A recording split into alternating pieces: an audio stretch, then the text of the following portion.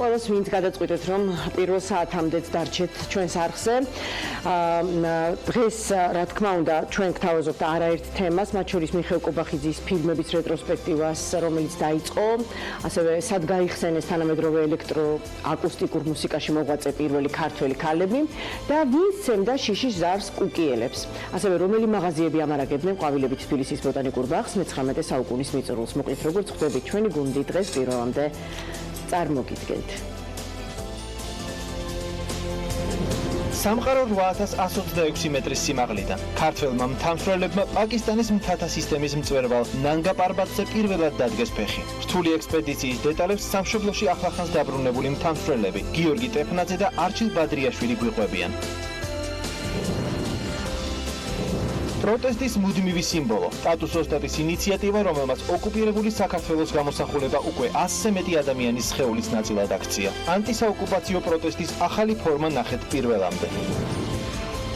პროექტის 60+ და მისი ბენეფიციარების ახალი ცხოვრება. ლიბერტი ბანკისა და ნატალი აკადემიის უპრეცედენტო წამოწყება, რომელიც საპენსიო ასაკის ქალბატონებს თმის სტილისტის პროფესიის ათვისებაში ეხმარება. როგორ გამოიყენებენ პროექტში ჩართული ქალბატონები ახალ შესაძლებლობებს, ნახეთ პირველამდე.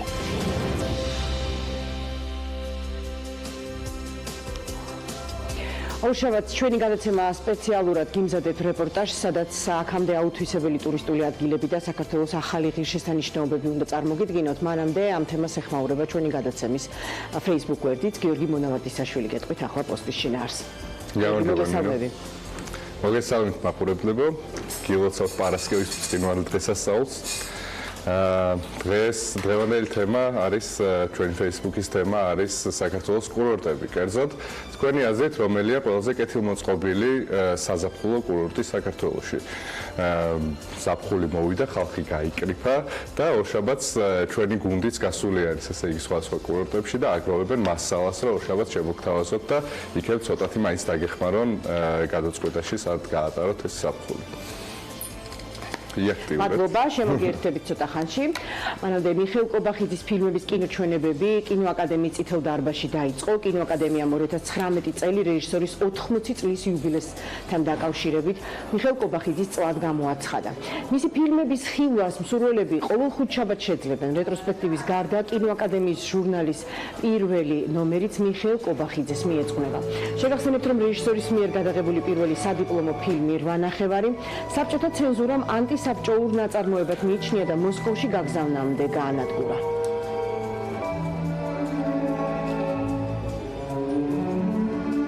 დასმაც პრინცლობთ ბატონი მიშას 6 ფილმს და ეს ჩვენებები გაგრძელდება რეგულარულად, ყოველკვირეულად და მოგეხსენებათ, რომ ტურისტულმა ეროვნულმა ადმინისტრაციამ ჩაგვსვა მათ განრიგში და ეს ჩვენებები მოეწყობა ტურისტებისთვის. დასრება თავისუფალია, ხოლო შემდეგი კვირიდან მაყურებელს რეგულარულად შეუძლია დაესწროს ჩვენებებს უკვე ლურჯ კინოდარბაზში, როგორც გითხარით, ოღონდ გაიყიდება ბილეთები სტუდენტებისთვის იქნება 3 ლარი, ხოლო დანარჩენი საზოგადოებისთვის 5 ლარი ბილეთი ფასი.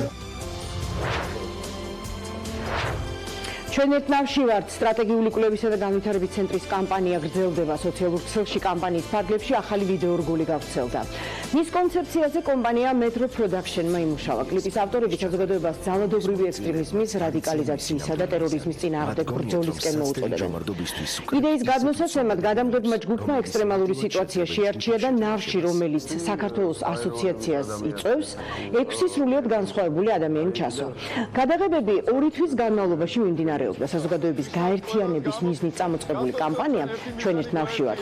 აგვისტოს ბოლომდე გაგრძელდება და მის ფარგლებში უახლოეს მომავალში ფოტონამუშევრების გამოფენაც იგეგმება.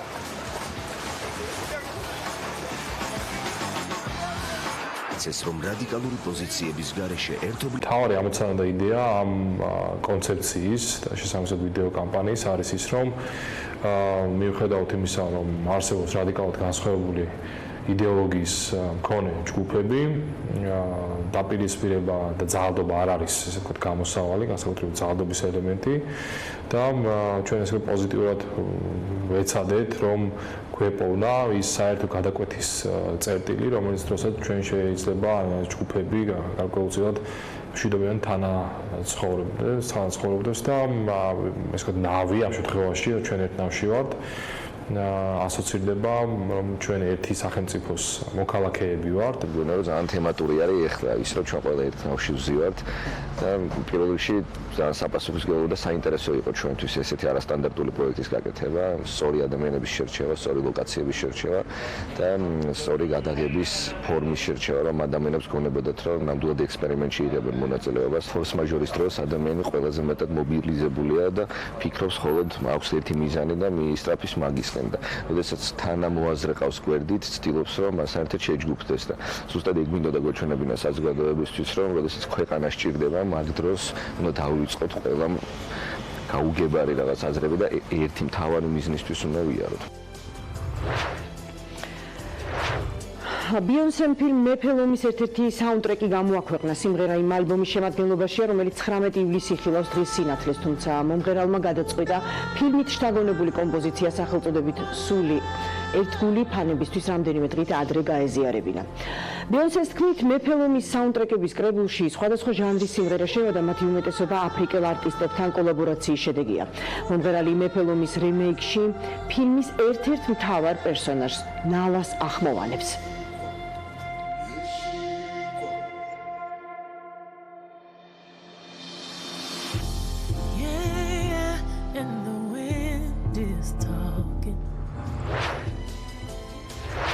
და დღეს რას ირჩევს თქვენთვის საინტერესოდ ინტერნეტიდან გიორგი მონავარდისაშვილი, სწორედ მასეთ მოვახლა ეთერი. მოკლედ ესეთი ვიდეო ვიპოვე Reddit-ზე, რომელიც გუშინ ვიპოვე Reddit-ზე იყო მარტო, დღეს სტილით უკვე რაღაცა მედია საშუალებებმა გააშუქეს. ძალიან საინტერესო და ესეთი სანახავი ვიდეო არის. ვიდეო შეეხება ამერიკის საზღვრო პოლიცია როგორ მისდევს ნარკო რეალიზატორების წყალქვეშა ნავს.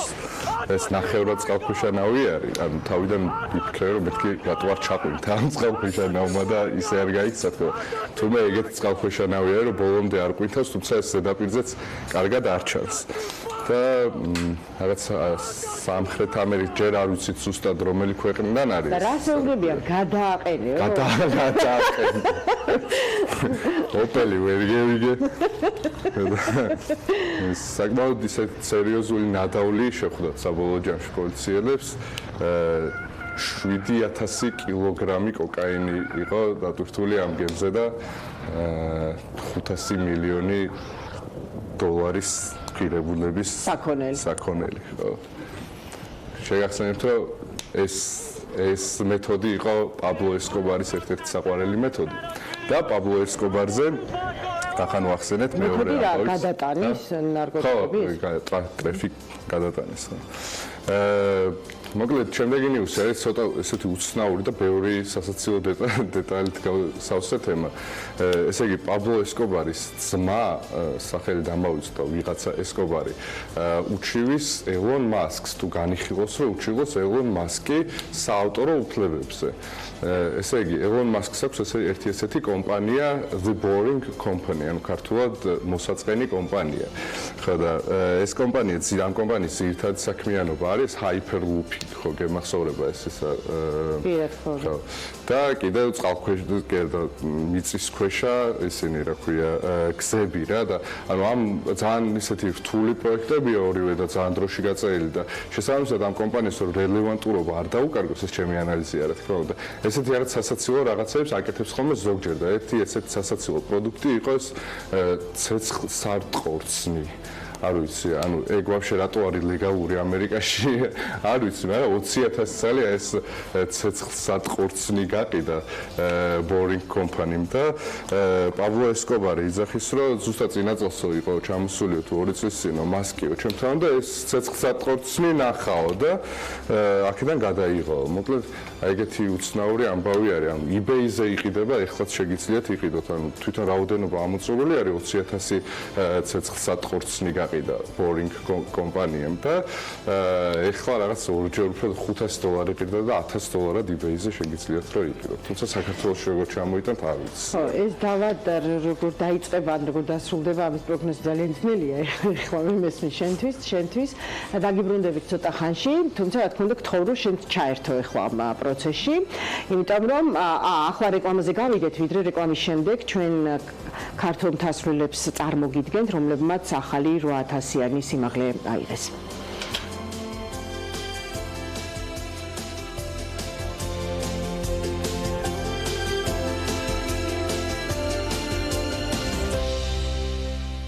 პირდაპირ ეთერში ვაგრძელებთ. პირველი ქართველი მთასვლელები, ვინც 8126 მეტრის სიმაღლის პაკისტანის მთათა სისტემის მწვერვალ ნანგა პარბატზე ავიდნენ. 4 მცდელობის შემდეგ ქართველებმა ბოლოს და ბოლოს აღმართეს დროშა და დაამტკიცეს, რომ არაფერია შეუძლებელი. რატომ ეძახიან ნანგა პარბატს მკვლელ მთას? რატომ იყო ეს მწვერვალი ქართველი ალპინისტებისთვის აქამდე მიუწვდომელი? ერთ-ერთი ურთულესი მარშრუტიდან. საქართველოს მთასვლელთა გაერთიანებული ფედერაციის ნაკრების წევრები დაბრუნდნენ და ისინი პირდაპირ ეთერში გვერდებიან. არჩილ ბადრიაშვილი მთასვლელი გიორგი ტეფნაძესთან ერთად შემოგვერდდა. მოგესალმებით, მადლობას გიხდით, რომ თქვენი პირველი შთაბეჭდილებები და თვენახევრიანი მოგზაურობის შესახებ ახლოს სწორედ ტევ პირველის მაყურებელმა უნდა გაიგოს. გილოცავთ ამ წარმატებას, გილოცავთ პეტრე პავლოვასაც და რა თქმა უნდა გილოცავთ წარმატებას. რატომ იყო ეს მწვერვალი მიუწვდომელი ქართველებისთვის აქამდე? გიორგი მოგესალმებით, დიდი მადლობა მოწვევისთვის. ეს მწვერვალი ითვლება ერთ-ერთ რთულ მწვერვალად 14800-იანს შორის და ესე გამოვიდა უბრალოდ რომ მცდელობები იყო. მცდელობები იყო კი გია თორთლაძის მცდელობა იყო პირველი, შემდეგ იყო აფი გიგანის და ბიძინა გუჯაბიძის მცდელობები, თუმცა ეს რაღაც სხვანაირი იმით დამთავრდა ეს ექსპედიცია, ტერორისტული აქტი განხორციელდა საბაზო ბანაკში, როდესაც მთამსვლელები ასე ვთქვათ დახოცეს ეს თალიბანის დაჯგუფებამ და შესაბამისად ქართველებს დაუმართლათ, რომ მაგ დროს ბანაკში არ იყვნენ, ხო, რამდენადაც გახსოვს. და შემდეგ უკვე ჩვენი მცდელობა იყო ბოლოს დაახლოებით 8 თვის წინ. ჩვენ მეოთხე ბანაკს, ბოლო ბანაკს მივაღწიეთ, მაგრამ შემდეგ უამინდობის გამო მოგვიწია მოbrunება და ისევ დავბრუნდით ახალი ძალებით, ახალი გამოცდილებებით და პირდაპირ ასე ვთქვათ მიგვიღო თან. თან მიგიშვათ. ამინდი, შეგიწყოთ ამინდმა ხელი. სასიხარულოა ის, რომ ამინდმა მაინც ნანგა პარბატისთვის ესეთი რთული მთისთვის ამინდი მაინც შესაბამისად ჩვენთვის მისაღები იყო უბრალოდ და შეიძლება რამდენადაც ვიცი, ძლიერი ქარები. ქარის გარეშე შეიძლება ითქვას, რომ წარმოუდგენელია ესეთი მასშტაბების მთა. მაგრამ სუსტი ქარი იყო, რომელმაც უფრო სუსტი ქარი რას ნიშნავს მთაში? ამ შემთხვევაში სუსტი ქარი ითვლებოდა 20-30 მეწამი. ნალექი? ნალექი მინიმალური იყო და ესაც რა თქმა უნდა დიდი ასე ვთქვათ ნალექი მინიმალური იყო თვითონ მწვერვალის გასვლის დროს, თორემ იქამდე გამოირჩეოდა ეს წელი დიდი ნალექიანობით. ზამთარი ძალიან ბოლო 4 დღე, როდესაც უკვე გჭირდება მწვერვალზე გასვლა, ეს 4 დღე მაინც იყო ნორმალური ამინდი, რამაც საშუალება მოგვცა, რომ უფრო სწრაფადაც გამოძრავო და უსაფრთხოც ყოფილიყო ჩვენი გადაადგილება. სოფლიოში მე-9 სიმაღლის მწვერვალია, იქ სადაც ახლა თქვენი ყავით და სადაც ქართული დროშა აფრიალეთ. ევერესტზე 1000-მდე ამსვლელი დაფიქსირდა ბოლო 1 წლის განმავლობაში. ამ მთას რამდენი უჭიდება? ამ მთაზე 14 ადამიანი ავიდა მხოლოდ წელს, ხო. მიუხედავად იმისა, რომ ადვილად მისაღწევი არის საბაზო ბანაკი და ერთ-ერთ შედარებით იაფი პერმიტის მქონე მთა არის, ანუ ძალიან ხელმისაწვდომია ყველასთვის. მაინც 14 თამსვლელი ავიდა ამ მთაზე მხოლოდ და მხოლოდ. ისე რა პერმიტი დაახლოებით 3000-4. $4,000 იღებდეს ჯგუფისთვის. აი ევერესტის მხოლოდ მებართვა. აი წარმოდგენაში შეგვექნას ბევრად მეტი. წელს 900-მდე ამსვლელი იყო ევერესტზე და ჩვენს მთაზე ნაგაპარბაძე მხოლოდ 14 კაცი იყო, ანუ კონტრასტი საკმაოდ. ხო, აი ხა ეს კონტრასტი რატო წამოვწიეთ თქვენთან საუბარში? იმიტომ რომ აგვიხსნათ რატომ მიდის, მით უმეტეს თუ სამჯერ ძვირი ჯდება ევერესტზე ასვლა, რატომ მიდის ნაკადი იქით? ანუ უფრთხიან აი მთას, რომელსაც მკვლევ მთას ეძახიან? ჩვენ არ უფრთხით, იმიტომ რომ ჩვენ არ გვინდა რომ ყველი მთა არის ნაგაპარბადი, ყველას გონია და ეს ადგილობრივები ცოტა სიამაყითაც ამბობენ ამ სიტყვას, მაგრამ ჩვენთვის არ არის ეს ასე ვთქვათ ყველი მთა ნამდვილად ნაგაპარბადი. საკმაოდ რთული მარშრუტი. ეს არის რთული მთა, ძალიან რთული მთა, რომელიც ესეთი სპორტული ასე ვთქვათ ასვლებისთვის ეს არის ერთ-ერთი ყველაზე ესეთი გამოწვევა მთამსვლელისთვის. რთული გამოწვევა და ამას უბრალოდ ტურისტი ჭალებში ვერ მოხდება იქ. სპეციალური მომზადების გარეშე და გამოცდილების გარეშე. ეს კედელი თვითონ, ესეთი კედელი. ეს კინსჰოფერის კედელი. აი რითია გამორჩეული ეს კინსჰოფერის კედელი? რაღაცა ლეგენდები მეც მსმენია მთასვლელებში. ხო, დაახლოებით 100 მეტრიანი ფაქტიურად ვერტიკალური კედელია, რომელიც სხვა 8000 სიმაღლის მთებზე ფაქტიურად არ გვხვდება არსად. ერთადერთი კაორზე, ოღონდ იქ ასეთი ციცაბო არ არის. ხო, და ამ სიმაღლეზე 6000 მეტრზე ამის დაძლევა მთელი ამ ზურჩანთით და ამ ძველ თოკებში გამორჩევით საკმაოდ რთულად ითვლება, ყველა ეს დაბეჭდილების ქვეშ იყო. სასიმაღლო მზიდავი აიყვანეთ. ეხლა მაყურებელმა რომ გაიგოს ეს რას ნიშნავს, ეს არის გამცილებელი, რომელსაც ადგილობრივებიდან ირჩევ, წინასწარ უკვეთავ და ის გეხმარება რომ მე ავიდეს და აგატანინოს ტვირთი, ხო? ხა თქვენახებით რომ მიდიხარ ტვირთიც რო ცოტა არ იქნებოდა, ესეც გასაგებია ალბათ. კი, აი თქვენ რო ამბობთ მაგალითად რატომ მიდის ხალხი ევერესტზე, იქიდან დავიწყებ. ეს იმიტომ ხდება რომ კომერციული ექსპედიციები აწყობენ მარშრუტს, კიდებენ თოქს, აწყობენ ბანაკებს, კვალავენ, ყავთ შერპები, რომლებიც შენბარგს ატარებენ, საჭმელს გიმზადებენ და ასე შემდეგ. ესეთი რაღაცეები, რა თქმა უნდა, ბევრად გიადვილებენ. ესეთი რაღაცეები ნაგაპარბაძე არ არის ფაქტიურად. შენ შეგიძლია აიყვანო შერპი, თუმცა იქ სულ ორი სასიმაღლო მზიდავი იყო, რომლებიც ფაქტიურად არც მუშაობენ. ეს არის ჩვენი სტილი არ არის. ეს არ არის ჩვენი სტილი. ჩვენ ასე ვთქვათ, სხვა მიმართულებით მივდივართ და არ მოგწონს, როცა რაღაცა კიდე დამატებით ასე ვთქვათ, დამხმარე ძალას, როგორცაც როცა ვინმე რამეს გიმსუბუქებთ. ეს არის ჩვენი სტილი არის, ასე ვთქვათ, რომ ჩვენთან მთა მაქსიმალურად შევეცადოთ, რომ დავრჩეთ პირისპირ და ეს ურთიერთობები როგორ აიწყობა მე რა თქმა უნდა გილოცავთ რომ მშვიდობით ახვედით, მშვიდობით დაბრუნდით, მაგრამ კვლევ მთას რატომ ეძახიან ამ სახელს? თქვა არსებობს რაღაც სტატისტიკა, რამდენი მთასვლელი ემსხვერპლა? თუმცა ობიექტური შეიძლება დავარქოთ კიდევაც ამ მიზეზს რატომაც ეძახიან, იმიტომ რომ საკმაოდ ბევრი მსხვერპლი იყო. პირველ ამსრულებელი, რომლებიც ცდილობდნენ ამ მთაზე ასვლას, სტატისტიკა რო გადავხედოთ, ძალიან ბევრი მსხვერპლი არის. დაახლოებით 34 ადამიანი შეეწირა პირველ ასვლის მცდელობას და მერე სტატისტიკის მიხედვით 1990 წლამდე 70-77% ვინც ცდილობდა ამ მთაზე ასვლას იღუპებოდა.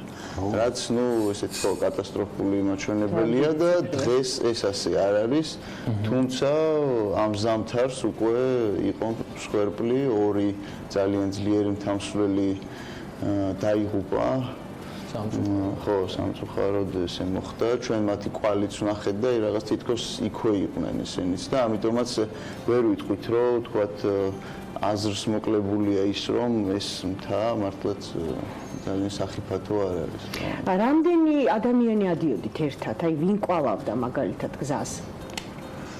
ჩვენ ვიყავით პირველი ჯგუფი, რომელიც მოხდით საბაზო ბანაკში, ავედით საბაზო ბანაკში და ჩვენ უსაქმოდ არ გავჩერდით, არავის ველოდებოდით, ჩვენ დავიწყეთ მუშაობა უკვე, აკლიმატიზაციის გავლა, გარკვეული მონაკვეთების დამუშავება და მე ნელ-ნელა შემოგვიერთდნენ სხვადასხვა ქვეყნების წარმომადგენლები და შეიძლება ითვლებოდეს, რომ თქვენ გაყვალეთ, ანუ ეხლა ეს მარშრუტი. ჩვენ ვიყავით პირველი მერცხლები, პირველის და ბოლოს შეიძლება ითქვას. ანუ ჩვენ ვიყავით პირველები, ვინც პირველ ბანაკში ავედით, მეორე ბანაკში, მესამე ბანაკში, მეოთხე ბანაკში ასვლაზე ვეხმარებოდით და ფაქტიურად უჟანგბადოთა შორის ასევე პირველები ვიყავით იმ წვევალის დღეს. უჟანგბადოთ რომ ახვიდე 8126 მეტრ სიმაღლეზე, სადაც ძალიან გაიშვიათებულია ჟანგბადი, ხა ამაზე ჩვენ გვისაუბრია არაერთხელ და ალბათ იცის მაყურებელმაც. რამდენი სააკლიმატიზაციო გასვლა დაგჭირდათ დაახლოებით? 3. ეს ხოლმე ეს 3. დაახლოებით 6000 მეტრზე, მე შემდეგ ისევ 6000 მეტრზე, როდესაც პარგი ავიტანეთ, შემდეგ 7200 მეტრზე ეს წამოდიხარ და უკვე ბოლო გასვლა 5 დღიანი იყო, მაგალითად მეოთხე გასვლა. იქამდე კიდევ საქართველოში სდევდა წინ მყინვარწვერზე ასვლა და ასე შემდეგ. ანუ ეს საკმაოდ ისეთი ხანგრძლივი პროცესია, იმიტომ რომ ესეთ სიმაღლეზე, როდესაც ესეთ არა ადამიანურ პირობებში ხვდები, აუცილებლად უნდა იყოს ოპტიმალურად მზად.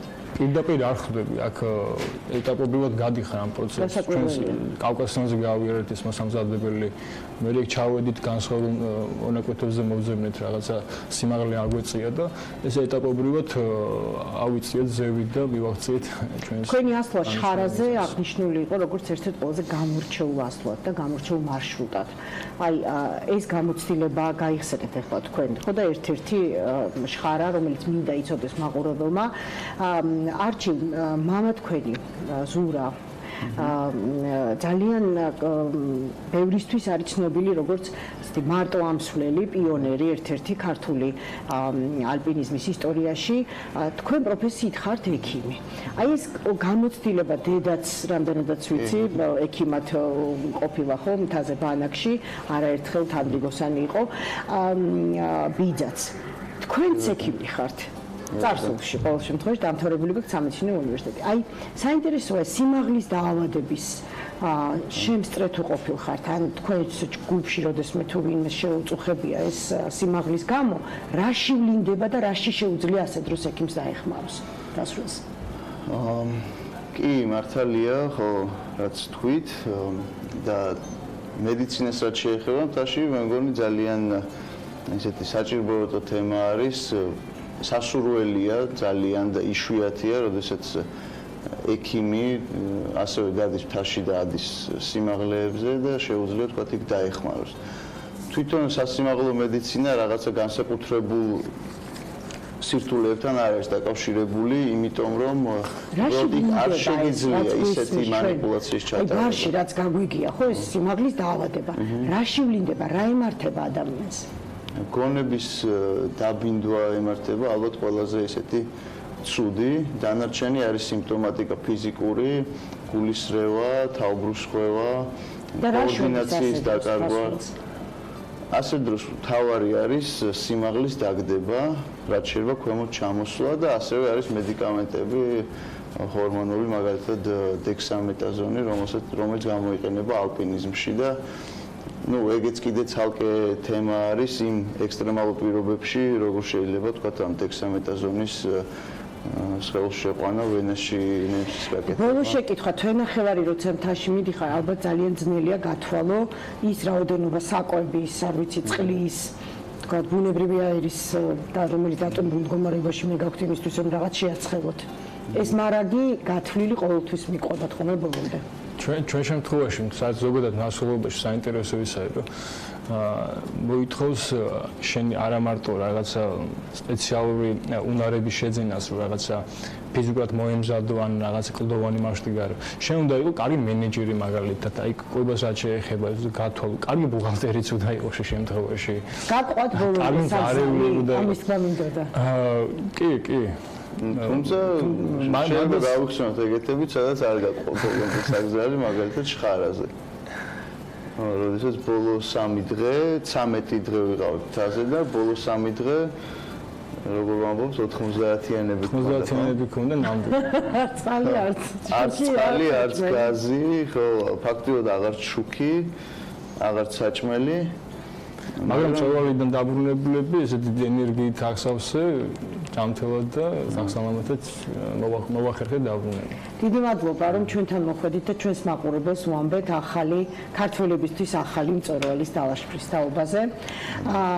არჩილ ბადრიაშვილი და გიორგი ტეფნაძე იყვნენ ჩვენთან სტუმრად. მადლობთ, ახლა დღის ამბებს გავყვეთ მოვლენების შუაგულში. ნინო კიდევ ერთხელ მოგესალმებით, ახალ ამბებს მოკლე 12-ზე გიორგი კიკაბიძე გიყვებათ. უმძიმესი მოსასმენი ეთერი გიორგი გახარიას პირველი სატელევიზიო ინტერვიუს მწვავე კრიტიკა მოყვა. ოპოზიცია ამბობს, რომ შინაგან საქმეთა მინისტრი ხალხს ცინიზმით ესაუბრებოდა და თავის მართლებას არადამაჯერებელი არგუმენტებით ცდილობდა. უტიფარი უსირცხვილო და მატყუარას ეხმაურებიან ოპოზიციის წარმომადგენლები გახარიას სკანდალურ ინტერვიუს.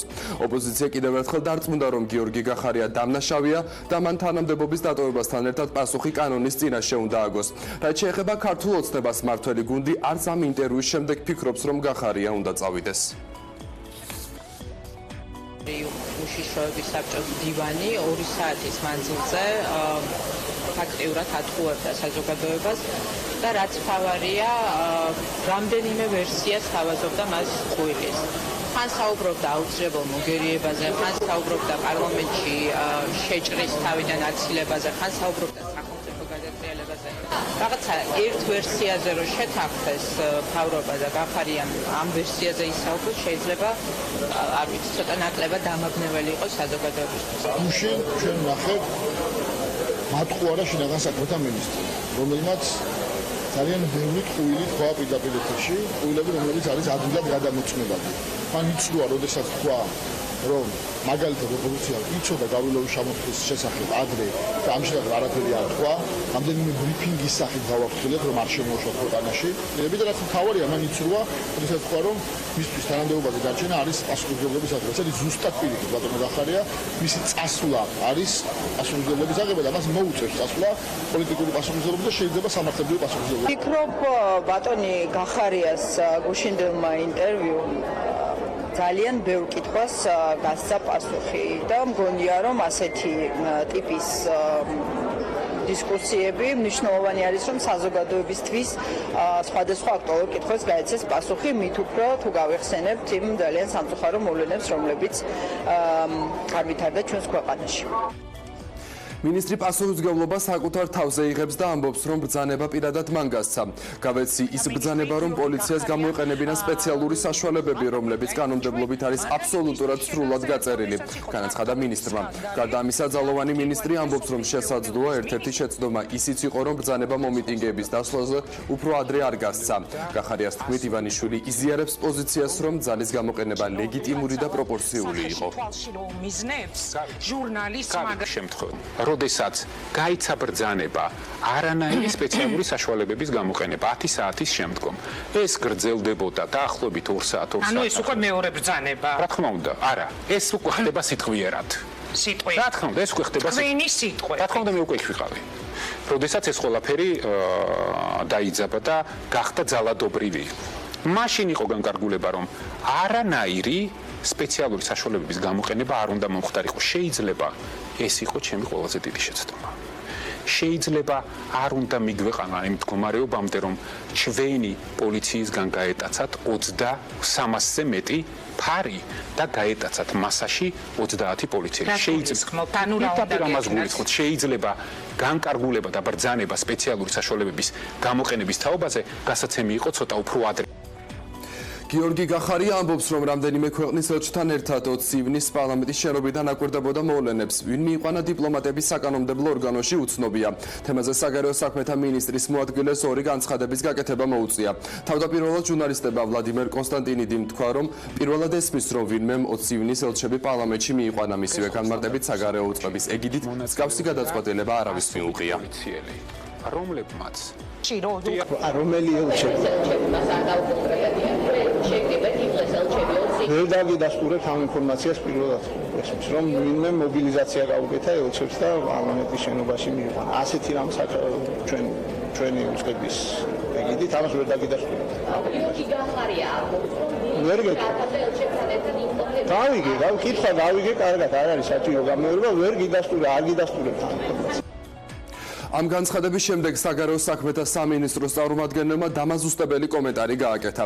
მეორე ჯერზე მინისტრის მოადგილემ თქვა, რომ 20 ივნისის ღამეს ინტენსიური კომუნიკაცია იყო დიპლომატიურ კორპუსთან, თუმცა მათ მობილიზებას ადგილი არ ჰქონია.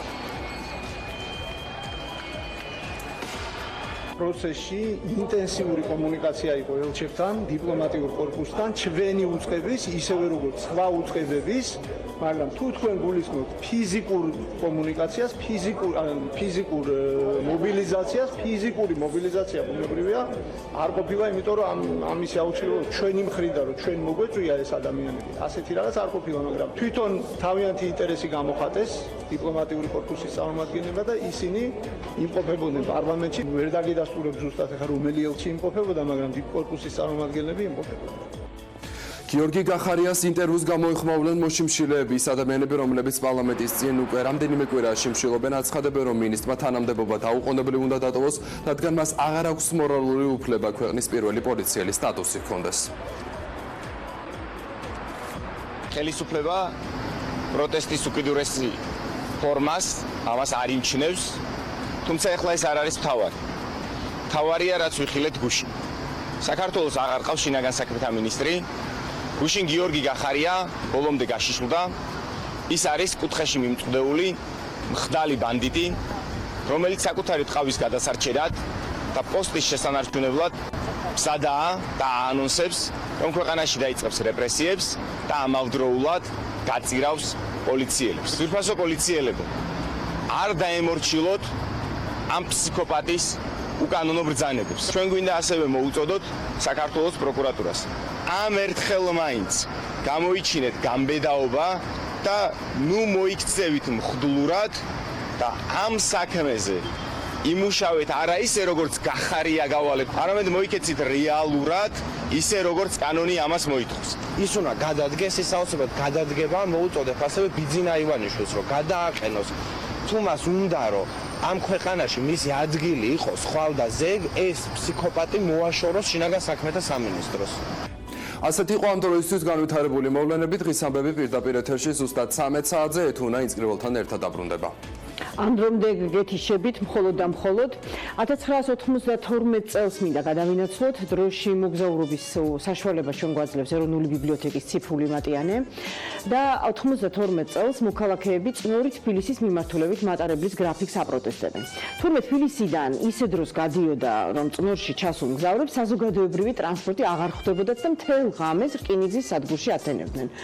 უტრანსპორტობის გამო ჭირდა ღამით წნორის სადგურზე მისვლაც, რომ თბილისში წამოსულიყო. მოკლედ ციტატიდან უფრო კარგად მივხვდებით რა შეა საქმე. ალბათ, მატარებელი წნორიდან შუა ღამით 4 საათსა და 20 წუთზე გადის. ვაგონები თითქმის ყოველთვის ცარიელი ან ნახევრად ცარიელია. ეს ამბავი არავის ანაღლებს, სხვა რომ არაფერი დანიშნულების ადგილას შუა ღამით ჩასულ მგზავრებს საფრთხე ემუქრებათ, რადგან ამ საათებში სადგურებიდან სხვა არანაირი ტრანსპორტი არ გადის. გაზეთში მოითხოვენ, თუ ასე ძნელია გრაფიკის შეცვლაო, საერთოდ ვისთვისაა ეს გრაფიკი უჩინარი მგზავრებისთვის, რომლებსაც ვაგონებში ვერ ვხედავთ. საფრთხე, რომელზეც საუბარია ღამის საათებში ფეხით გადაადგილების შემთხვევაში, იგულისხმება, შეგახსენებთ 1992 წელს ვსაუბრობთ, როცა ჩაბნელებულ გზებზე ფეხით გადაადგილება მართლაც ძალიან საფრთხე იყო, იმიტომ რომ შეიარაღებული კრიმინალების მხრიდან სწორედ ღამის საათებში ხდებოდა ეს მოხშირებული თავდასხმები გაძარცვის მიზნით.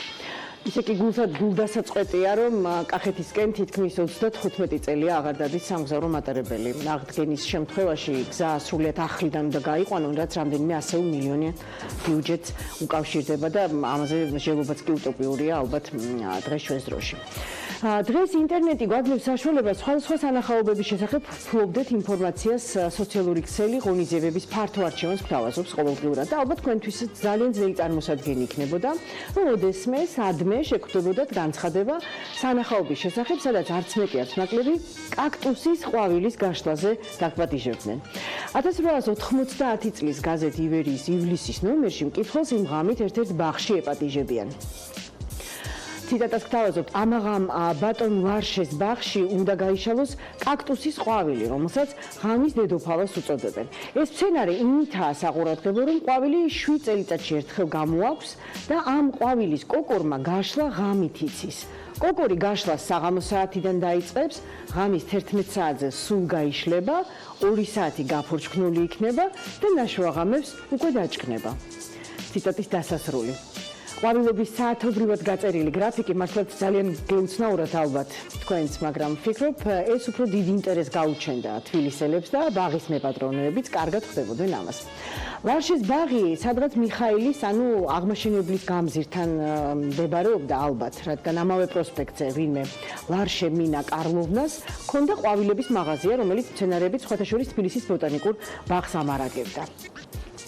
ეზოში რომ ავიძაღლი, ამგვარი წარწერა ალბათ თითოეულ ჩვენგანს შეგხვედრია რომელიმე ეზოს ჭიშკარზე. მე-19 საუკუნის თბილისში კუკიაზე მცხოვრებ ერთ-ერთ მოქალაქეს ისეთი ავიძაღლი ჰყოლია, რომ თურმე მთელს უბანს აშინებდა და მოსვენებას არ აძლევდა.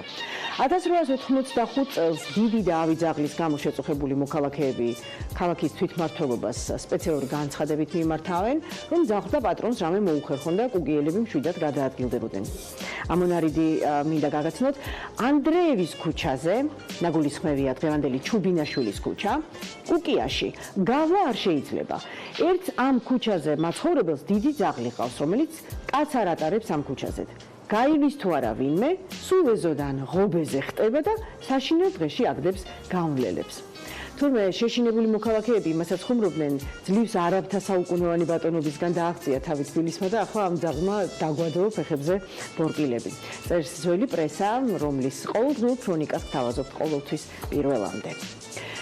ანტისაოკუპაციო აქციებს რუსთაველის გამზირზე ერთ-ერთმა თბილისელმა ტატუს ოსტატმა ტატიანა გოდიბაძემ მხარდაჭერა გამოუცხადა. მის მიერ დაწყებული კამპანია მიზნად ისახავს მსურველებისთვის საპროტესტო ტატუს უფასო დახატვას, რაშიც მისი სალონის ტატუ არტისტებიც მონაწილეობენ.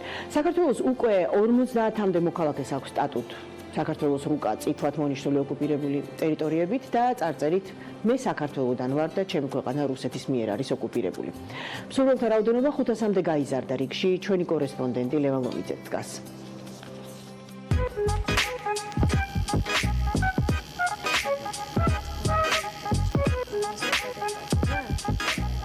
ხელზე სამუდამო კვალი, საქართველოს რუკა წითლად გამოყოფილი ოკუპირებული ტერიტორიებით და წარწერით. მე საქართველოდან ვარ და ჩემი ქვეყანა რუსეთის მიერ არის ოკუპირებული უკვე 50-ზე მეტი ადამიანის სხეულზეა გამოსახული.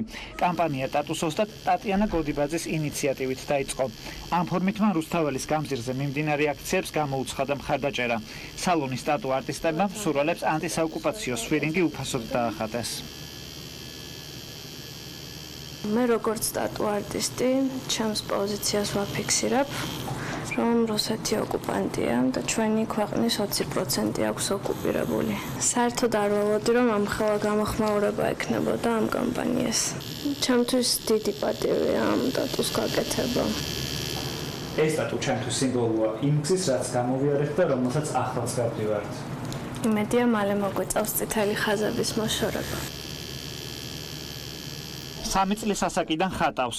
ფერწერის სიყვარულმა განსაზღვრა ტატიანას ამჟამინდელი პროფესიაც. ნახატებმა, რომლებსაც ადრე ტილოებსა და ფურცლებზე ქმნიდა, ახლა ადამიანების სხეულზე გადაინაცვლეს. ყველაზე მეტად ყველა ხელოვანს უხარია ის, რომ თავის კვალს ტოვებს და მით უმეტეს უფრო დიდი პატივია, როცა ცოცხალ ადამიანზე ტოვებ შენ კვალს, შენ ნახატს ხვდები ქუჩაში თუნდაც. 3 წლის ასაკში პირველად დავხატე, მაშინ შემიყვანეს სამხატვრო კურსებზე, შემდეგ 10 წელი ვიარე სამხატვრო სკოლაში, აკადემიაში 4 წელი და ტატუს 2 წელი ვსწავლობდი და ძალიან ბევრი ადამიანი მეუბნებოდა, რომ გოგო ხარ და არ გამოგივა და ასე შემდეგ და დაუმტკიცე, არ ღირსი რომ ვეყო ამ სფეროში. ტატიანასთვის სვირინგის სხეულზე დატანილი ხელოვნება და რა თქმა უნდა ადამიანების ისტორია, რომლებიც სხვადასხვა მოხატულობით, წარწერით, სიმბოლოებით საკუთარი სათქმელის გადმოცემას ცდილობენ. ტატუს ოსტატი მათ ამჯერად პატრიოტული ემოციების გამოხატვაში ეხმარება. ანტისაოკუპაციო ტატუს გასაკეთებლად კი საკუთარ რიგს ამ დროისთვის 500-მდე მსურველი ელოდება.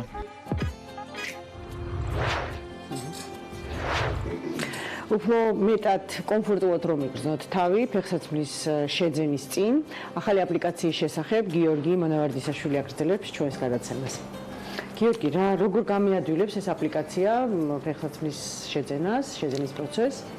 ძალიან საინტერესო ნიუსია, სხვათა შორის ძალიან სერიოზული პრობლემა არის, როცა იწერ ფეხსაცმელს, სასურველ ფეხსაცმელს დაუშვათ უცხოური საიტიდან და ჩამოდის სხვა ზომა, იმიტომ რომ ყველა ბრენდს განსხვავებული ეს ზომების პრინციპი აქვს და თვითონ კონკრეტულ ბრენდშიც ყველა მოდელს განსხვავებული ზომები აქვს სინამდვილეში რა.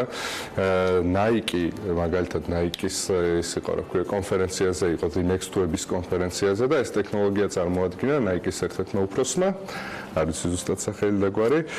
მან თქვა, რომ 60% ადამიანების 60%-ს ეხლა აწვია არასწორი ზომის ფეხსაცმელი რა, იქ შეიძლება იყოს რაღაც ნახევარ ზომაში განსხვავება ან რაღაც. ხო და აქამდეო რა ზომებსაც იმას შობენ, როგორც ვითვლით ზომებსო იყო არასწორიო რა, ანუ ვითვლით მხოლოდ სიგრძეს და სიგანესო. ეს აპლიკაცია არის რაღაც დაახლოებით ესე მუშაობს, თავიდან ნუ რაღაც სურათს უღებ ფაქტიურად ჩვენს ფეხებს კედელთან, რაღაცა კონკრეტული მექანიზმი არის, მაგრამ უმარტივესი არის რაღაც 23-ში შეგიძლია გააკეთო ეგ რაღაცა, რომელიც დაასკანერებს ჩვენს ფეხს და იმის ნაცვლად რომ დავუშვათ მხოლოდ სიგრძე და სიგანეა იყოს, იღებს 13 წერტილს შენი ფეხის გარშემო და ძალიან კარგად ცნობს მთლიანად ფორმას. შესაბამისად, მე ამ ფორმაზე დაფუძნებით უკვე თავის მოდელებში შეგირჩევს ზუსტად აი შენი ზომის ფეხსაცმელს. 13 წერტილი კარგად გამოკვეთს ალბათ ტერფის კონტურს. კი, როგორც იძახიან ეს ძველი ზომების სისტემა არის რაღაც ძალიან მე-19 თუ მე-18 საუკუნიდან ვითვლით აი ესე ზომებს როგორც დღეს ვითვლით და უკვე ძალიან მოძველებული არისო რა კონცეფტუალში. გრამი და კილოგრამი ხო ძველია მეტრი. არა, ფეხსაცმელზე არის ზუსტად ეგ ამბავი, იმიტომ რომ ჯერთი ცოტათი განსხვავებული ზომა ძალიან არაკომფორტული არის ადამიანისთვის და იწვევს ხოლმე მთელ რიგ ჯანმრთელობის პრობლემებს, არა მხოლოდ ფეხისას, არამედ ხერხემლისას და ასე შემდეგ. და ეს მე მგონი აქ ჯობია რომ რაღაც ერთ ზომაზე შეჯერდეს და შეთანხმდეს სოფლიო. ხო, ძალიან რთული არის, იმიტომ რომ ფეხის ფორმები არის ძალიან განსხვავებული ყველაზე და ესენი იძახიან, Nike იძახის, რომ ამ დატასო რა უკვე რაღაც მილიონობით ფეხის ფორმებს გამოვიყენებთო იმაშია, რომ თვითონ ფეხსაცმელების დიზაინიო, მომავალი ფეხსაცმელების დიზაინიცო უფრო მეტად მორგებული იქნება უკვე რეალური ადამიანების ფეხებსო. შემდეგი ამბავი არის Virgin Galactic-ი. ესე იგი, აი ამ ელონ მასკის რაღაც ძალიან ამბიციური პროექტების პარალელურად არის ესეთი ბრიტანელი მეწამე რიჩარდ ბრენსონი, რომელიც ძალიან ბევრმა ადამიანმა იცის, თუმცა რაღაც აი ამ ბოლო დროს რაღაც უკან არის გადასული სოფლიო რელევანტურობის ამბავში და მისი ერთ-ერთი პროექტი არის Virgin Galactic, რომელიც 2004 წელს დაანონსა და რაც გულისხმობს კოსმოსის ტურიზმს. ხო და გუშინ გახდა ცნობილი, რომ ეს კომპანია იქნება პირველი კოსმოსური კომპანია, რომელიც სააქციო საზოგადოება იქნება რა, ანუ აპირებს, რომ IPO გააკეთოს, ანუ ბირჟაზე გაიტანოს აქციები, რაც დამატებითი თანხების და ინვესტიციის მოძიების უკვე ამ კომპანიაში ინვესტიციის ჩამდები მსურველები უკვე არსებობს დაახლოებით $1 მილიარდი ინვესტიცია იგეგმება 50% წელში, რაც ამ კომპანიის ღირებულებას $2 მილიარდს გახდის.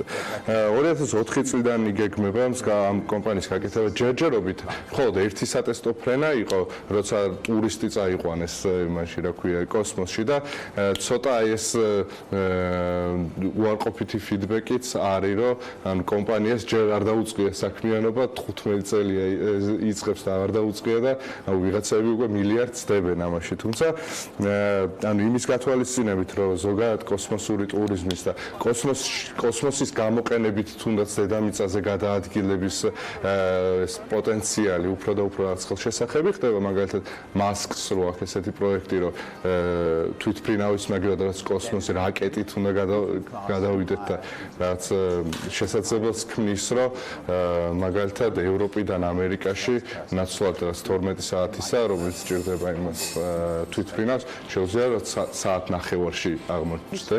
ხო, ანუ აი ამ ყველაფრის გათვალისწინებით ძალიან საინტერესო ხდება ინვესტორებისთვისაც. მსგავსი ბიზნესები და Virgin Galactic არის პირველი კომპანია, რომელმაც IPO გააკეთა. იცი რა, ეს კოსმოსური ტურიზმი, ხა ჩვენ საუბრობთ და როგორ ახლოს შეიძლება აღმოჩნდეს რა, არ რო ვფიქრობ ამას ხოლმე. ძალიან ფუტურისტულად. ფილმები რომ ვსწრებდნენ ხოლმე წინ გახსოვს რეალობას და ასეც არის დღესაც, ხო, ეს რაღაც ფანტასტიკური ფილმები და რა ახლოს ვართ იმ ფანტაზიებთან, რასაც უყურებდით მაგალითად 20-30 წლის წინ, შეიძლება ვთქვათ 10 წლის წინ. ხო, ну ბროკერები და ზოგადად ის ინვესტორები არა ძალიან პრაქტიკული და პრაგმატული ტიპები არიან რა და ხა თავის მილიარდ დოლარს რაღაცა საქმეში დებენ, ესე იგი ძალიან რეალისტური იმასთან გვაქვს რა ქვია ბიზნესთან და პროექტთან გვაქვს. თუ არ მეშლება გუშინაც შეგვახსენა მანუჩარ პირველმა რომ 8 ტრილიონიაო გამოყოფილიო ტურიზმში დასახარჯი თანხა მთელ სოფლიოში რა, ხო და ხა საინტერესოა ამ თანხიდან მოხდება გადასვლა კოსმოსში.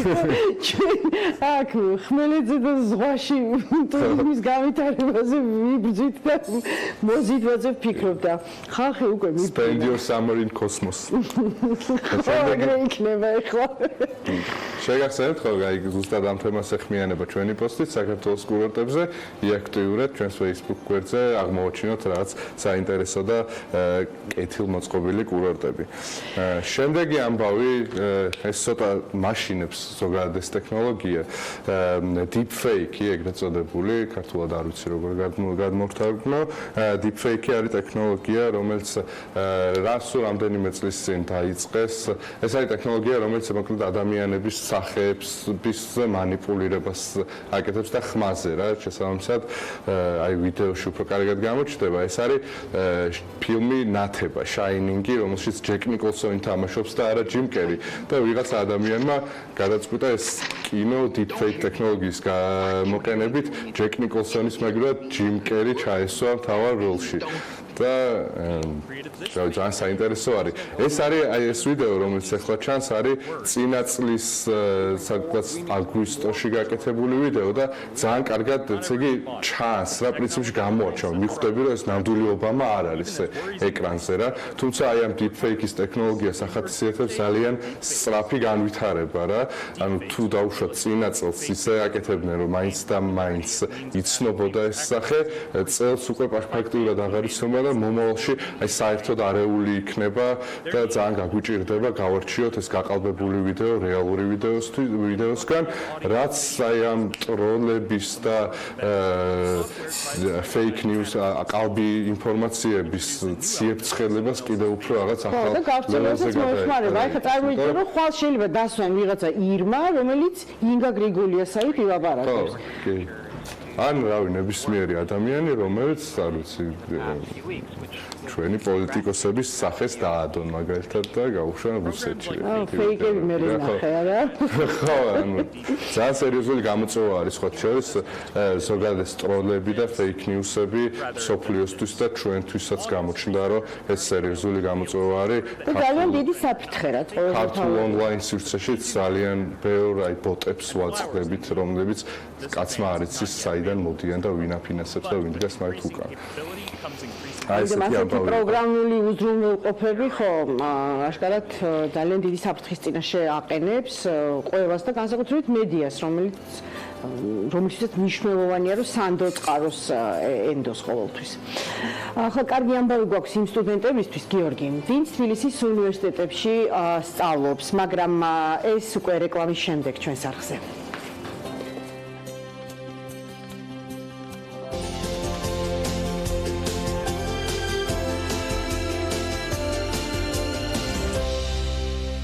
მირმა ახალი პროფესიის ათვისება საპენსიო ასაკში გადაწყვიტა.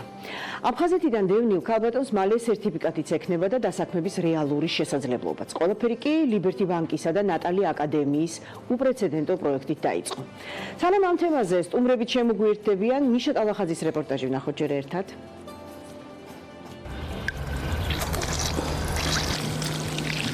ნინო კონჯარია პენსიონერია. მისი დღე დილის 7 საათზე იწყება. უვლის თავისივე ხელით გაშენებულ ბაღს. ამბობს, რომ ყვავილებითა და ხეხილით სავსე ეზო გაგრაშიც ჰქონდა, თუმცა აფხაზეთის ომის შემდეგ ოჯახთან ერთად სახლის დატოვება მოუწია. ომის ვეტერანი მეუღლის გარდაცვალების შემდეგ სტომატოლოგის პროფესიაზეც უარი თქვა და თბილისში ახალი ცხოვრება დაიწყო. ყოველი ბუჩკი, ყოველი ხე, ყოველი ამ სულ ვეფერები, ყოველ დილით რო გავდივარ, სახლის კარს გავაღებ თუ არა, ეგრევე გავდივარ უცებ ბაღში, რომ აი იქ ბალახი არ იყოს ზედმეტი, იქ იმას წყალი უნდა, იქ რაღაცა უნდა და აი ასე ვცდილობ, რომ გავალამაზო ჩემი ეზო კარი.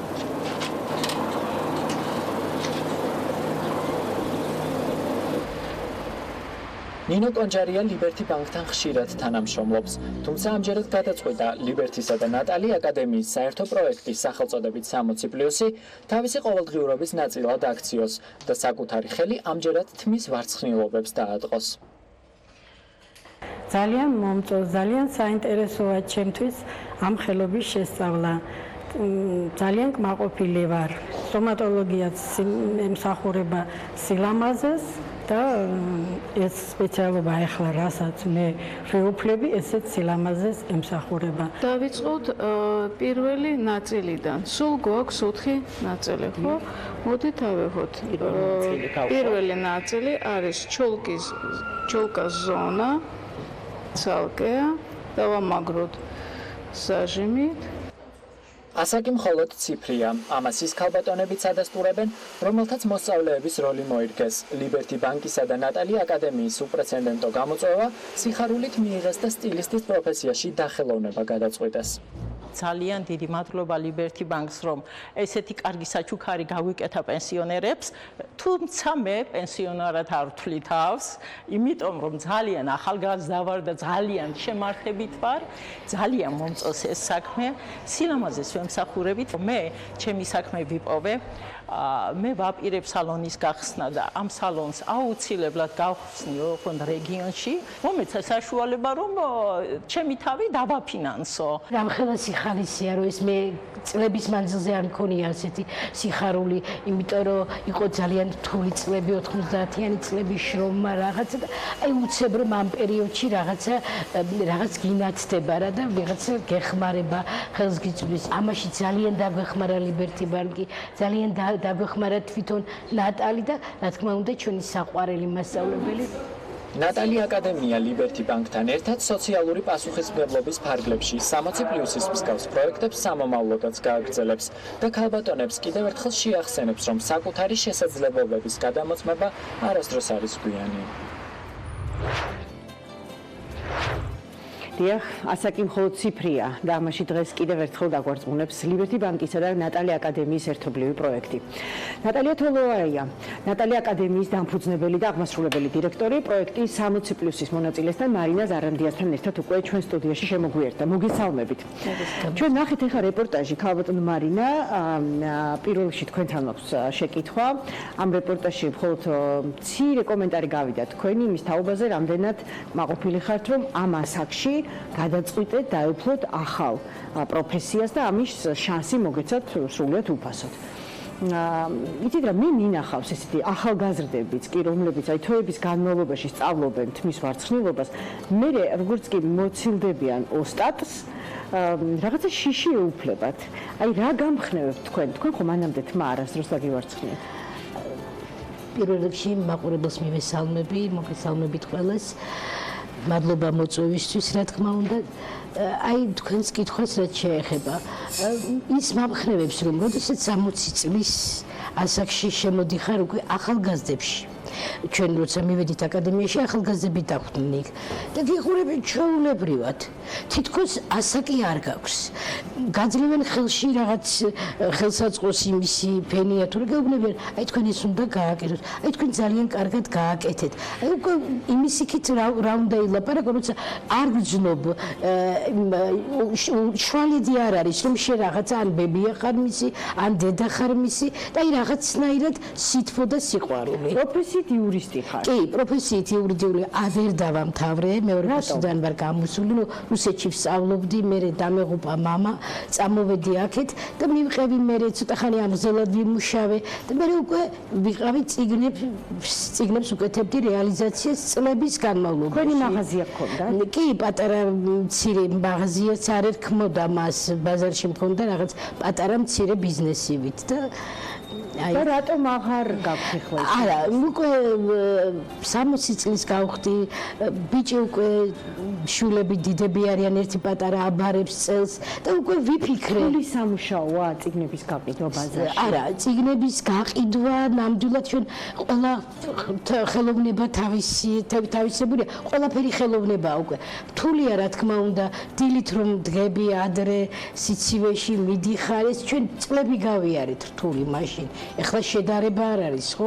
წლები ეს ყველაფერი ვფიქრობთ რომ ეს ახალი პროფესია და მუშაობა ამ მიმართულებით ამ პერსპექტივას გრძნობთ. აი, სად შეიძლება დასაქმდეთ მაგალითად თქვენ? ეხლა აი ამ 9 კვირიანი სწავლების შემდეგ, როგორ გეტყვით, თავიდან პირველად, როდესაც პირველი ინტერვიუ სხვა ტელევიზიაშიც ჰქონდა ჩვენ და ვფიქრობდი, რომ მარტო ჩემთვის, მეგობრებს, არა, უკვე აი გუშინდელმა დღემ, საერთოდ რამოდენიმე დღემ მომცა ის სტიმული, შანსი, რომ ნამდვილად უნდა მე დავიწყო ახალი ცხოვრება, იმით რომ უნდა შევქმნა პატარა ჩემი იმპერიაო როიტყვიანისე, პატარა სალონი გავხსნა, მე მქონდა გულისებს მიღმა ქალბატონ ნატოსთან ამაზე ნატალისთან საუბარი და მითხრა რომ დაგეხმარები ყველანაირად, აი რაც შემიძლია, ყველაფერს დაგიგეგმავთ, ყველაფერს, ოღონდ თქვენ მოისურვეთ და ეს აუცილებლად რაიონში იქნება. მე დიდი ხანია რაიონიდან წამოსული ვარ, იქ მაქვს სახლი,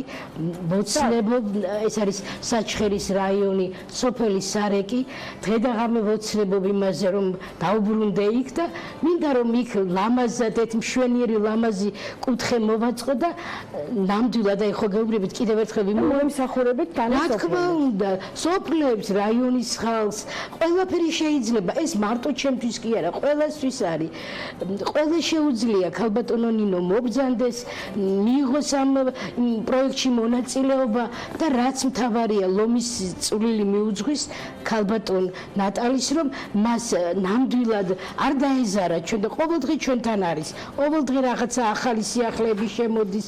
აი ვარცხნილობა სხვანაირი მქონდა დღეს სხვანაირი ვარ. გუშინ აი რომ გადახედოთ ნამდვილად სიუჟეტებს ნახავთ სულ სხვადასხვანაირები ვართ.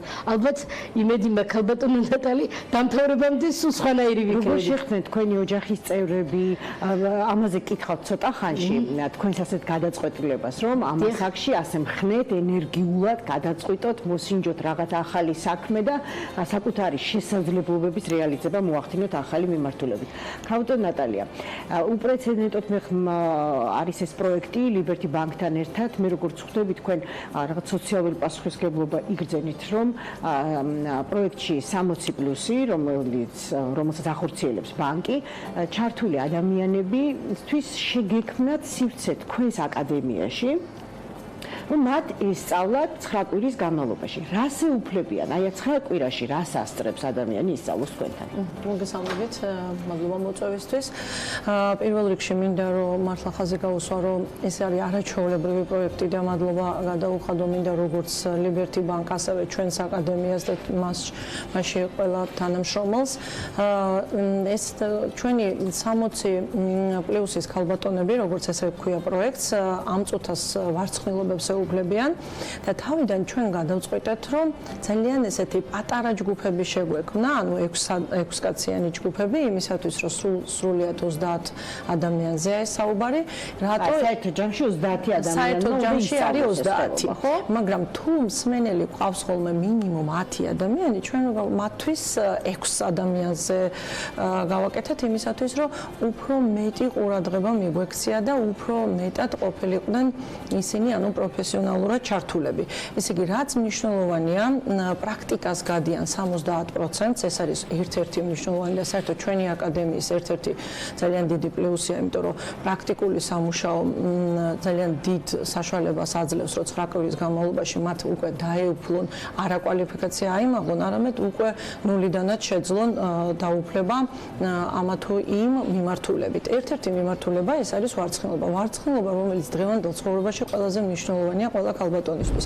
ეს არის ყველაზე მოთხოვნადი, ეს არის ყველაზე მოთხოვნადი, იმიტომ რომ ვარცხნილობა დავარცხნა, ისინი სწავლობენ დავარცხნის ყველა ტიპს, მსუბუქი ვარცხნილობა, პირველი ხარისხის, მეორე, მესამე, ანუ აბსოლუტურად ყველა ვარცხნილობა მათ ივლისის ბოლოს ისინი ამთავრებენ და მათ ეკნებათ სრული საშუალება, რომ დასაქმდნენ, აი პირდაპირ ხმამაღლა ვიცახი, რომ აი ყოველი მათგანი, თითეული მათგანი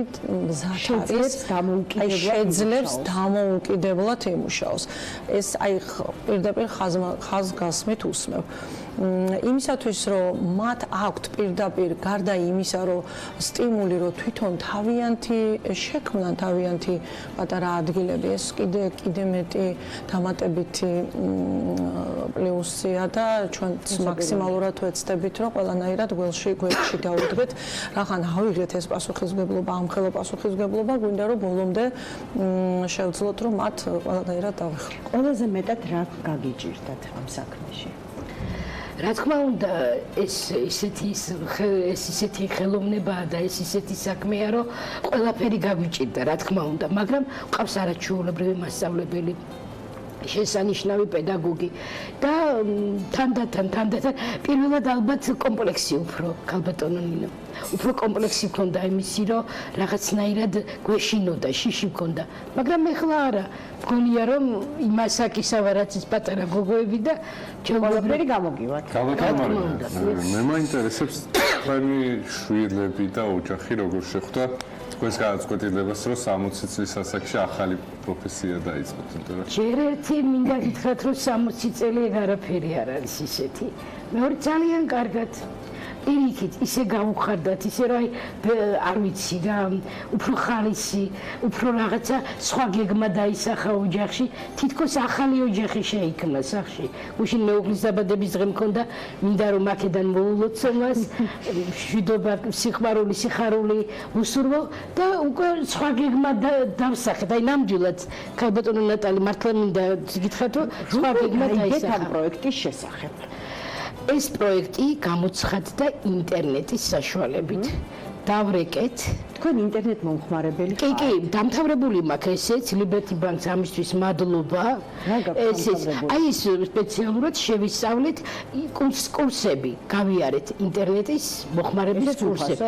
კი, რა თქმა უნდა, უფასოდ, ამიტომ მადლობა Liberty Bank-ს. ეს კიდე იყო მათ სხვა შემოთავაზება, მაგრამ ახლა ყველაფერში ხო ერთად ვერ თავსდება ეს. და მეორედ ეს დაგვირეკეს ამ ვარცხნილობიდან კიდევ, რა თქმა უნდა, გაგვაფრთხილეს, რომ მაკრატელთან არაფერი შეხება არ გვექნებოდა. ანუ თქვენ არ ჭრით. არა, მარტო ვარცხნილობა. ჯერჯერობით მე ვნახოთ ალბათ. ხო, აი ეს მომეწონა ჯერჯერობით. ანუ კიდე რაღაც სწავლის აუცილებლად. მართლა ვამბობ, აი წრფელი გულით ვამბობ იმას, რომ ეს არ არის რაღაცა ერთჯერადი, რასაც მე ვამბობ. მართლაც აი შეუძლია ყველას თუ მოინდომებენ, რა თქმა უნდა, რომ ასაკს არაფერი მნიშვნელობა არ აქვს, ყველაფერი შეიძლება. ამისთვის ყველაფერი პირობაა შექმნილი. და მე გაიგეთ ინტერნეტით, რომ იწყებოდა ასეთი პროექტი. ინტერნეტიდან გავიგეთ, დავრეკეთ და იმ დღისვე, აი გამიკვირდა ვიფიქრე ალბათ ჯერ რაღაცას დაგვაწერინებენ და იმ დღესვე დაიწყო ჩვენი momzadeba. ხელში მოგცეს ეს პოიკა როგორც ეძახვის ჩვენი მასწავლებელი სახვევი ხო როგორც გვეუბნება და ქალბატონი ნატალი ჩვენ გვერდით არის. ფიქრობ რამდენჯერ არის ეს გაკვეთილი? სამჯერ. და სამჯერ და სწორად არის გამოყოფილი, რომ მხოლოდ ვარცხნილობებს სწავლობენ 9 კვირის განმავლობაში, იმიტომ რომ ამ სპეციალობით იქნებიან ისინი უკვე მომზადებულები კვირაში სამჯერ 9 კვირის განმავლობაში მხოლოდ ვარცხნილობისთვის არის სრულიად საკმარისი. შემდეგ უკვე გამოცხადდება ვიზაჟი სექტემბრიდანაც, ანუ მათ შეუძლიათ უკვე რომ ვიზაჟის კურსებიც გაიარონ. ეს უკვე იმას ნიშნავს, რომ მთლიანად შეძლებენ შექმნან იმიჯი ქალბატონების თმა და ვიზაჟთან ერთად. ეს ძალიან მისასალმებელი იქნება. თქვენ ისეთი აქტიური ხართ. მე მომწონს ყველაზე მეტად რომ იცით რა არის თქვენ გიორგის უთხარით, რომ ეს 60 რა არის. არც არაფერი არ არის, რა თქმა უნდა. ჩვენ ამის დამტკიცება გვინდა დღეს ამ გადაცემაში ბანკთან ერთად. მაგრამ ბევრი ვიცით თქვენი ასაკის ცოტა ხელჩაქნეული ცხოვრებაზე. აი მე თქვენ გუშინ რომ გესაუბრეთ ტელეფონით, მე ვიცოდი რომ ამას დავამსხვრევდით ერთად. იმიტომ რომ მართლა არ აქვს მნიშვნელობა თუ გულს უნდა, ეხლა ეს ხო ამბობენ, ეხლა ამაში რომანტიკის გარდა არის ძალიან ბევრი რეალური მარცვალიც. როდესაც ადამიანი მომართული ხარ იმისთვის რომ პენსიონერად ითვლები, მაგრამ ხვდები რომ ვიღაცა გაქცევს ყურადღებას. გთავაზობს გადამზადებას გასწავლოს კომპიუტერი. ხა დარწმუნებული ვარ თქვენს ოჯახში შვილებმა იციან კომპიუტერი, მაგრამ უჭირთ რომ დაუჯდნენ და მშობლებს ან ბებია ბაბუებს ასწავლონ. იმიტომ ან დრო არ აქვს, ან თვითონ სკროლონ ურჩევნიათ. ხა ესეც ამ თავის თემა ხო? ძალიან კარგია რომ ეძებდით ამას. იპოვნეთ და ჯერ კომპიუტერული კურსები გაიარეთ, ეხლა ხელომდით თმის ვარცხნილობის მიმართულებით მე მინდა წარმატება გისურვოთ ეს კვირაში სერტიფიკატებს გადასცენ? კაბატონი ნატალი შეგვპირდა კიდევ რომ რაღაც ახალი გეგმა კიდევ ისაც რა თქმა უნდა სრული გვექნება მაკიაჟი რაღაცა რომ ეს აუცილებელია როცა ვარცხნილობა გაქვს აი თქვენთან რომ შემოვიდე მაკიაჟი სულ სხვა რაღაცაა ძალიან კარგი მე მხოლოდ მივესალმები თქვენს ასეთ ღიაობას თქვენ კარს უღებთ გამოწვევებს ეს არის ყველაზე მნიშვნელოვანი და საერთოდ არ აქვს მნიშვნელობა რა ასაკშია ეს. მადლობა თქვენ, მადლობა მობრძანებისთვის, იმისთვის რომ ბევრ ადამიანს, ვინც ახლა გვიყურებს და 60+-ია, დააფიქრეთ რომ ყველაფერი შეიძლება იყოს წინ, თავარი არის სურვილი და მონდომება. არამედ შეზღუდულები. დასაკვირველია. ლიბერტი ბანკის პროექტის 60+-ის მონაწილე მარინა ზარანდია იყო დღეს ჩვენთან სტუმრად, ნატალია აკადემიის დამფუძნებელთან და აღმასრულებელ დირექტორთან ნატალია თოლორაიასთან ერთად. მადლობას გიხდით მობრძანებისთვის. ჩვენი გადაცემა ამით სრულდება. იმისთვის რომ ჩვენც თქვენსავით კარგად დავისვენოთ ეს შაბათი კვირა და ორშაბათს 12-15 წუთიდან პირველამდე არაერთი სანახავით და გასააზრებელიც შემოგთავაზოთ ნახვამდის.